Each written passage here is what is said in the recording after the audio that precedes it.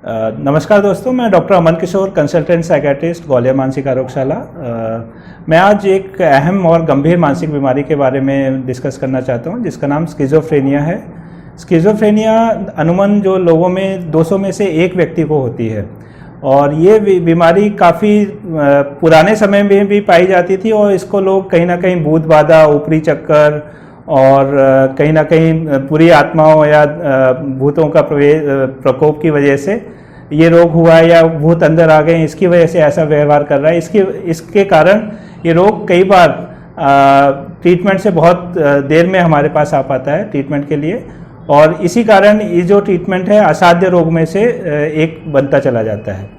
Schizophrenia जो बीमारी है, इसमें जो प्रमुख लक्षण जो आते हैं उसमें सबसे प्रमुख लक्षण में से शक शंका होना, जिसमें कि ऐसा लगना कि लोग मेरे बारे में बातें कर रहे हैं या लोग मेरे खिलाफ साजिश कर रहे हैं, प्लानिंग कर रहे हैं और मेरे को या मेरे परिवार में किसी सदस्य को नुकसान पहुंचाने की तैयारी की जा रही है। ऐसा लगना एक प्रमुख लक्षणों में आता है, जिसको हम डिल्यूजन्स कहते हैं। दूसरा एक प्रमुख लक्षण है जिसको हम कहते हैं हेलुसिनेशन। हेलुसिनेशन का मतलब होता है कि कोई भी ऐसा चीज़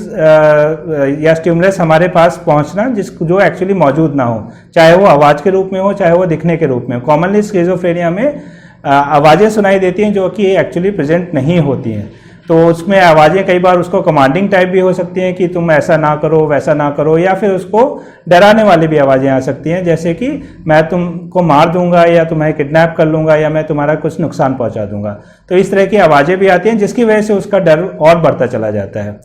कुछ और अहम लक्षणों में से जो लक्षण होते हैं उनमें से एक ऐसा महसूस होना कि जो मेरे मन की बातें हैं लोग समझ जाते हैं और उसको नेगेटिव वे में कहीं ना कहीं यूज़ कर लेते हैं, कहीं ना कहीं किसी ना किसी माध्यम से पहुंच जाते हैं। कोई व्यक्ति बोलता है मेरे दिमाग में चिप लगाई गई है, कोई मेरी दिमाग की तरंगे पकड़ ले रहा है एंटीना के थ्रू, और उस तरंगों के थ्रू मेरे मन की बात जान के मेरे खिलाफ यूज़ करते हो। इसको थॉट ब्रॉडकास्टिंग कहते हैं।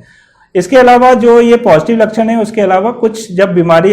लंबी हो जाती है, असाध्य होने की कगार पे आने लग जाती है, तो उसमें काम करने की इच्छा, काम करने का मोटिवेशन, लोगों से बात करने का मोटिवेशन, अपने इमोशन शेयर करने की इच्छा या इमोशन दिखाने की इच्छा, जैसे घर में गमी या खुशी का माहौल हो, दोनों में इमोशनली नम रहना, ये एक नेगेटिव जो सिम्टम्स कहते हैं इन सिम्टम्स को, ये भी कई बार उन व्यक्तियों में पाया जाता है। और भी जब लंबी बीमारी होने लग जाती है तो उनके सोचने समझने की क्षमता में भी अंतर आने लग जाता है, जिसकी वजह से वो आपको कहीं ना कहीं अपने कार्य में दक्षता अच्छी तरह से नहीं दिखा पाते हैं और कार्य में मिस्टेक और दिखने लग जाती है, और कई बार वो अपने खुद का ख्याल रखने में सक्षम नहीं होते हैं, तो उनका नहाना धोना, जो डेली लिविंग की एक्टिविटीज़ हैं वो कम होती चली जाती हैं और इसलिए वो कई बार बहुत गंदी तरीके से रहना स्टार्ट कर देते हैं। कई बार हम लोगों ने ये देखा गया है कि जो वॉन्डरिंग मेंटली इल हैं या फिर जो आपको कई बार सड़कों पे घूमते हुए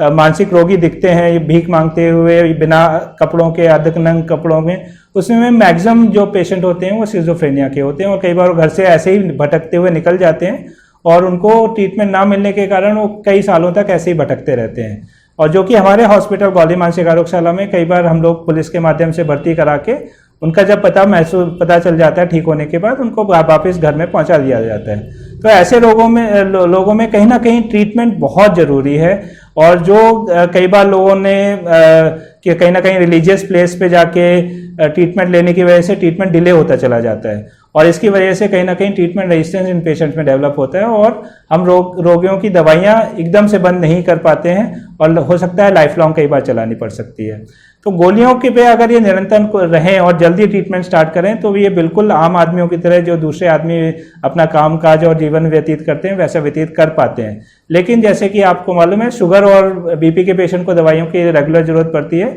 स्किज़ोफ्रेनिया के पेशेंट्स में भी रेगुलर दवाइयों की जरूरत पड़ती है, और अगर आपने रेगुलर दवाइयाँ नहीं दी और बार बार लक्षण वापस आए तो इस केस में कहीं ना कहीं फिर ट्रीटमेंट रेजिस्टेंस आएगा, ज़्यादा गोलियाँ ज़्यादा डोज पे लगेंगी और इस वजह से पेशेंट को ट्रीटमेंट देने में प्रॉब्लम आ सकती है। तो कृपया करके अगर आपके आसपास ऐसा कोई पेशेंट हो जिसमें ऐसे सिम्टम्स डेवलप हो रहे हों तो जितने जल्दी हो सके इलाज कराएं, और ताकि हम इसको असाध्य रोग में कन्वर्ट होने से बचा पाएं। और मनोरोग विशेषज्ञ के पास अब आजकल ऐसी दवाइयां हैं कि बहुत कम गोलियों पे, कम दवाइयों पे, कम साइड इफ़ेक्ट्स पे भी लक्षण को अच्छे से कंट्रोल किया जा सकता है। तो साइकेट्रिस्ट पे जरूर दिखाएं और स्किज़ोफ्रेनिया जैसे एक गंभीर मानसिक रोग को ठीक कराएं।